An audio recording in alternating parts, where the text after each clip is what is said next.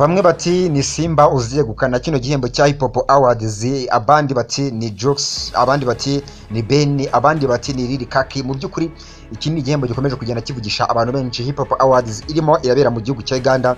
Saba abahanzi bonyine kandi mvuze harimo n'ibikora nkota cyangwa se abahanzi b'inkorokoro mu Rwanda bo bita The Ben, Tiger, Knowless, Element, Ere, Bruce Melody ndetse n'abandi benshi bagiye batandukanye harimo Vestina na Dorcas.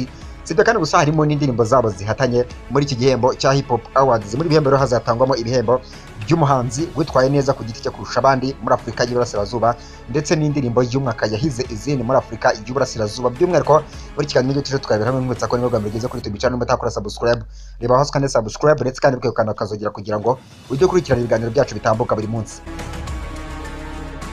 Abahanzi b'Abanyarwanda bakomeje guhatana no kuvugisha abantu benshi mu bihembo bya Hipop Awards birimo birabera mu mujyi wa Kampala hariya mu gihugu cya Uganda. Woni The Ben, Knowless, Element, Ere, Bruce Melody abangaro bari mu bahataniye ibihembo muri Hipop Awards hariya mu gihugu cya Uganda.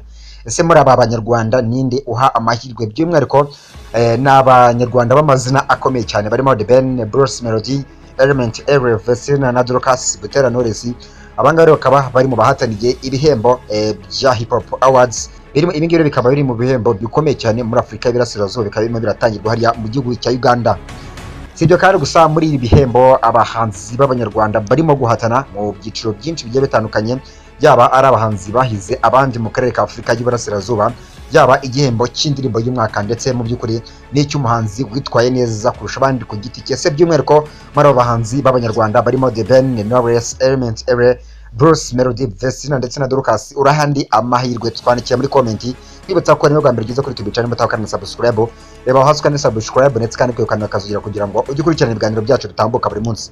Ndetse rero mpumuza reka turebere hamwe bamwe mu bahanzi b'Abanyarwanda barimo barahabwa amahirwe muri Hipop Awards irimo kubera hariya mu gihugu cya Uganda. By'umwihariko tuvuye ku bahanzi reka tugire ku byiciro by'indirimbo y'umwaka mu karere ka Afurika y'Iburasirazuba irimo guhatana n'izindi. Harimo indirimbo Yebo ya Vestina ndetse na Dorcas, Wrong Place yitwa Joshua Baraka, Umutima by Butera Knowless, True Love ya The Ben, Tiger ndetse n'indirimbo yitwa Power ya Mbosso, Roll Frame Jokes afatanyije na Diamond Platnumz, Nairobi yitwa Mario afatanyije na Bien. Hagakurikiraho indirimbo bita Katama ya Diamond Platnumz afatanyije na Ben ndetse n'indirimbo bita Go ya Karoli Caster. Si ibyo kandi gusa harimo n'indirimbo y'ikimenya bose yitwa Backbencher, iyi ngira n'indirimbo ya Toxic Lil Kaki. By'umwihariko muri izi ndirimbo wowe ni igihe uw'amahirwe, yaba indirimbo ya Yebo Vestina na Dorcas, indirimbo Wrong Place ya Joshua Baraka, Umutima ya Butera Knowless, True Love ya The Ben, Tiger, Power ya Mbosso, Roll Frame Jokes ndetse na Diamond Platnumz, Nairobi y'uwitwa Mario afatanyije na Bien, Katama ya Diamond Platnumz afatanyije na Ben ndetse n'indirimbo yitwa Go y'uwitwa Karoli Caster. Hakaza n'indirimbo y'ikimenya bose yitwa Backbencher yitwa Toxic Lil Kaki. Izihe muri izi ngizi mu by'ukuri ni iyihe uha amahirwe muri izi ndirimbo?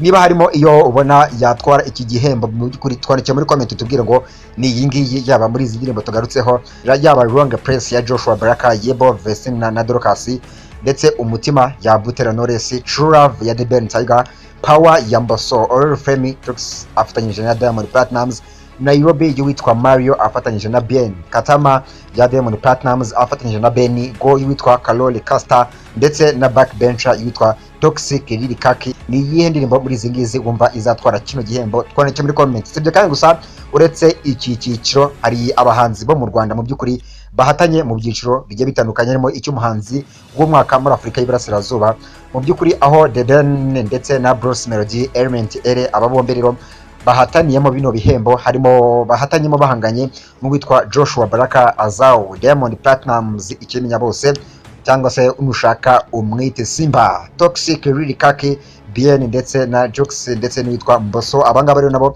bakaba bari mu bahanzi bahanganyemo n'abahanzi b'Abanyarwanda harimo Element, Ere, Tiger, Bruce Melody.